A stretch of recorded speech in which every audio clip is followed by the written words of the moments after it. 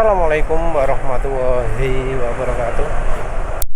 Jadi kali ini penulis mau ngomong soal peluang kerja ya. Peluang kerja itu ada di mana?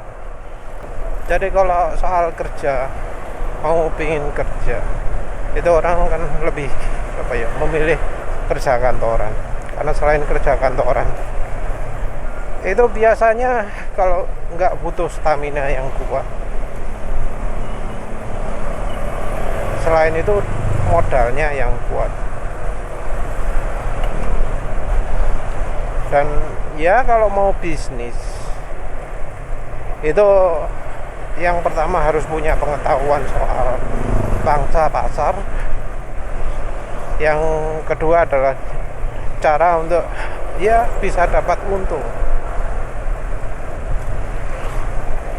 Nah, soal bisnis orang jual itu pasti naik turun. Jadi ya kadang terjadi perubahan musim lah istilahnya. Nah kalau yang soal gini repot ya, karena sering hubungannya dengan dengan hoki, dengan pengamatan.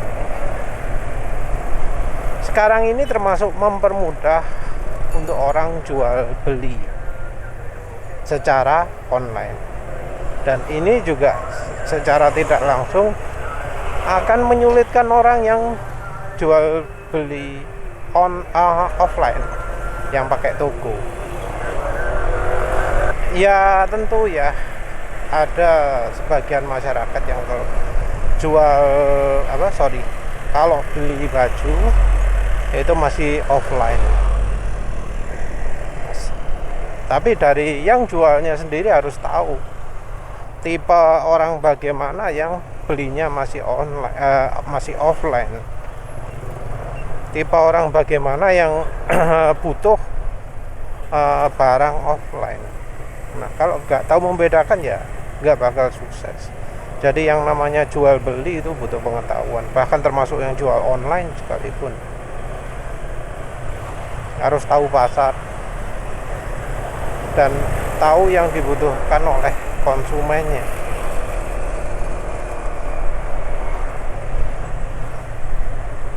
Ya kadang orang juga bisa ya memberikan janji, oh ini barangnya garansi, oh ini barangnya kalau ada apa-apa bisa komplain macam-macam gitu ya.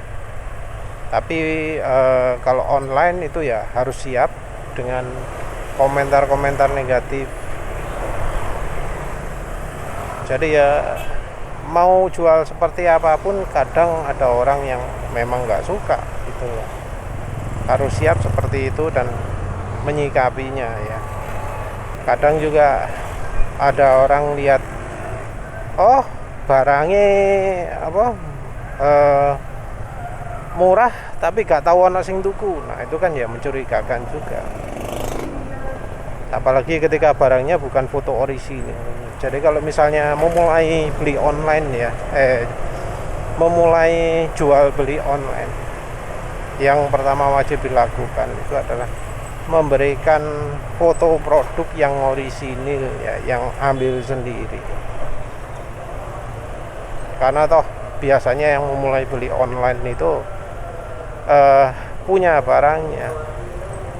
Memang ada orang yang nggak punya barang tapi pingin jualan, namanya dropshipper.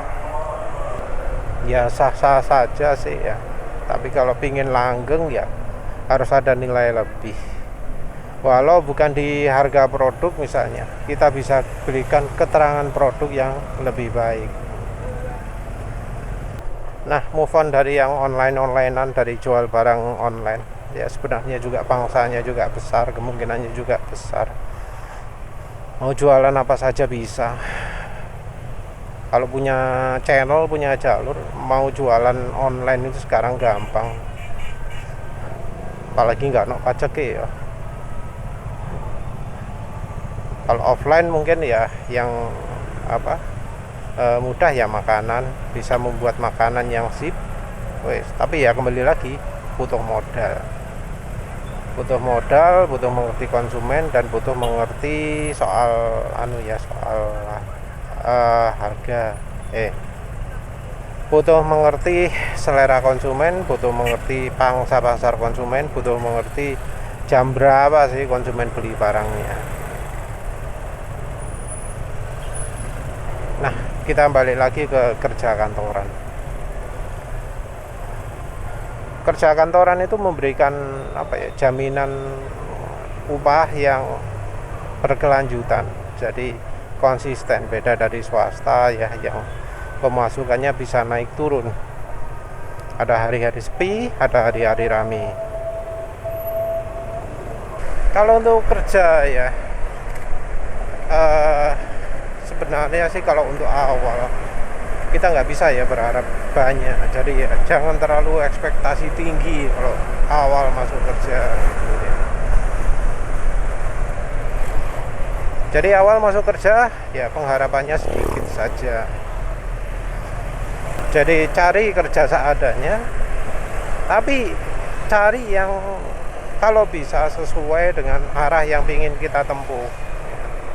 Tujuannya adalah untuk cari pengalaman. Jadi pengharapan rendah itu ya bisa mulai dari gaji, bisa mulai dari kontrak atau karyawan tetap. Ini yang harus kita tahu. Memang kita itu minta pekerjaan, tapi ya kita jangan sampai lupa bahwa kita punya hak juga. Untuk soal gaji ya jelas ya, kalau perusahaannya bener pasti upahnya adalah upah UMK lah, UMR atau UMK. Dan ini kita harus tahu ya, coba cari informasi untuk daerah, kotanya, kabupatennya, itu berapa sih upah minimumnya, itu kita pakai sebagai patokan. Ya lebih baik lagi kalau kita itu tahu persis berapa standar gaji perusahaan yang mau kita masuki, dan ya kita tahu persis yang dibutuhkan oleh perusahaan tersebut, job desk-nya seperti apa, cara kerjanya bagaimana. Nah, ini yang bisa membuat kita itu jadi berbeda dengan pelamar-pelamar yang lain. Ya memang sebagai misalnya ya barusan lulus gitu, kita nggak akan tahu lah macam-macam, tapi minim untuk upah kita tahu, untuk apa saja sih yang bakal dikerjakan di pekerjaan itu ya kita harus tahu. Sekarang sudah lebih mudah karena ya kita semua bisa cari informasi. Oh, orang ini kerjanya bagaimana saja, apa yang harus dilakukan gitu ya. Kalau sekolah biasanya juga ada temu alumni ya. Semoga saja dari alumninya bisa memberikan pendidikan ya, bagaimana sih rasanya kerja itu, apa saja sih yang dilakukan, apa saja yang dibutuhkan. Dan tentu kita carinya dari alumni yang kerjanya sesuai dengan yang kita tuju ya. Jadi kalau alumninya itu manajer ya jangan berharap bisa memberikan banyak informasi ya. Kalau sekarang ya kebanyakan perusahaan itu kontrak. Kalau misalnya sulit ya wis biarkan lah kontrak. Kita anggap cari pengalaman lah. Kita jadikan batu loncatan untuk pergi ke perusahaan yang lebih baik. Karena ya namanya perusahaan yang lebih baik ya biasanya retensi kerjanya tinggi, artinya jarang sekali terjadi lowongan. Kita juga perlu membedakan antara perusahaan yang karyawannya sedikit dengan karyawannya banyak. Kalau karyawannya sedikit, struktur udah jelas, sulit bakal bisa naik. Kalau karyawannya banyak, kemungkinan naik itu lebih tinggi. Ada juga sih ya kemungkinan usaha yang lebih ringan masuknya, tapi lebih sulit untuk bisa naik. Ya seperti kerja di perusahaan yang dikontrak perusahaan lain. Jadi sekarang ini ada perusahaan khusus kontrak tenaga kerja juga kan. Nah itu levelnya jarang sekali tinggi, mungkin butuh satpam, mungkin butuh tenaga kasar gitu ya. Nah kalau kerja di situ ya bisa dibilang mustahil ya untuk naik, kecuali dari perusahaannya benar-benar tertarik, jarang bisa ada jalan gitu ya.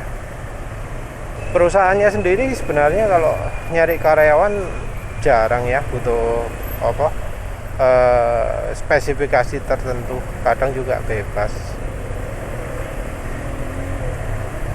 Kalau lihat dari perusahaan juga harus cari yang minim minim berita buruk. Kita harus cari nama perusahaan tersebut pernah mengalami demo, misalnya demo PHK massal atau enggak. Karena kadang ada perusahaan yang buka lowongan sampai banyak sekali, mulai dari atas sampai bawah rekrutmen semua. Nah itu kita juga harus curiga, karena bisa jadi tenaga kerjanya di PHK semua, terus nyari tenaga kerja baru. Kalau misalnya pengen cari jenjang yang jelas gitu ya, terus merasa punya kepandaian ya, jalur yang perlu ditempuh ya pegawai negeri itulah ya. Jadi kalau dari pegawai negeri itu pasti berusaha nyari yang nilainya terbaik. Jadi kalau merasa nilainya bisa tinggi ya silahkan coba ke pegawai negeri, peluangnya besar. Cuma kalau jadi pegawai negeri itu jadi harus betul-betul memperhatikan politik ya, baik politik di kantor maupun politik di luar. Jadi kalau kerjanya di level kabupaten ya, bukan provinsi, itu bakal sangat sensitif sekali ya. Misalnya ayahnya kerja ikut calon bupati mana gitu ya. Jadi kalau kemudian ketemu musuhnya bupati yang sekarang, bisa mendadak pindah tugas, dapat posisi yang gak enak. Jadi kalau jadi pegawai negeri ya besar kecil pasti akan berkutat dengan politik ya. Harus memperhatikan politik, dan ya dari sisi orang tua juga jadi harus main politik. Nah artinya kalau orang tuanya pas dalam kubu berseberangan dengan ya bupatinya yang sekarang atau wali kota yang sekarang, jangan heran mendadak dapat pindah mutasi di kerja yang nggak enak. Kalau di perusahaan swasta mungkin ada ya politik juga, tapi ya kecil-kecilan. Ya sebenarnya sih semua perusahaan menginginkan yang namanya karyawan itu bekerja tanpa pengaruh emosi. Tapi ya nggak mungkin lah ya, pasti ada soal emosi. Jadi minim menjaga hubungan baik dengan sesama karyawan itu perlu. Menjaga hubungan baik dengan bos itu perlu. Nah kalau dapat bosnya, dapat atasan yang gak enak, ya itu ya repot ya. Orang cari kerja itu sering ya nggak mengandalkan ke insting, atau kalau lebih tepatnya ke doa, ke macam-macam. Tapi ya sebenarnya bisa kita pergunakan yang itu untuk memilih ya, tapi kita harus jelas dulu pilihannya yang mana. Misal antara ini kerja, mau pilih masuk yang ini bagus atau enggak.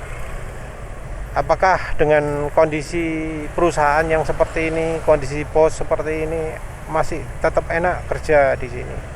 Apa yang diharapkan? Kalau ingin misalnya mendapatkan yang ini itu enaknya yang gimana?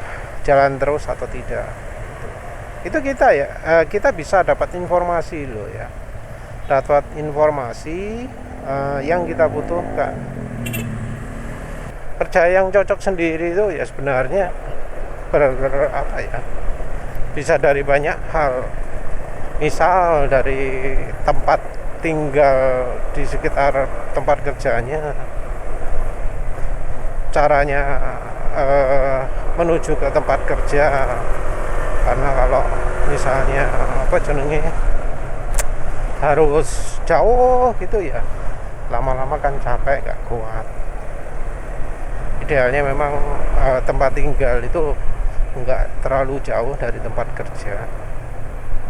Jadi kalau kerja itu ya untuk awal kita itu nggak bisa berharap terlalu tinggi ya, karena kalau berharap terlalu tinggi belakangnya itu yang biasanya jadi sulit.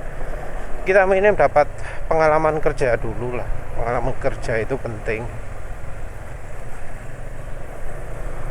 karena biasanya perusahaan itu membutuhkan pengalaman 1 tahun atau 2 tahun itu ya, padahal ya sebenarnya nggak ada efeknya ya.